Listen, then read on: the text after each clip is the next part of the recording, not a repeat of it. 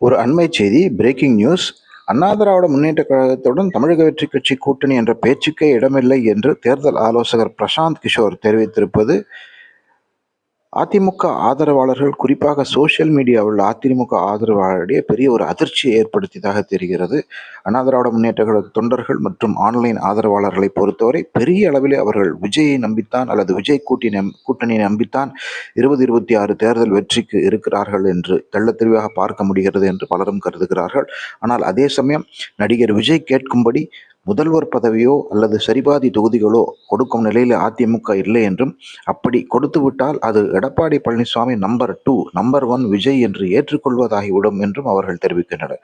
இந்த சூழ்நிலையிலே வரும் சட்டமன்ற தேர்தலில் 5 முனை போட்டி நடைபெறுவது என்பது இன்றியமையாததாக தெரிகிறது.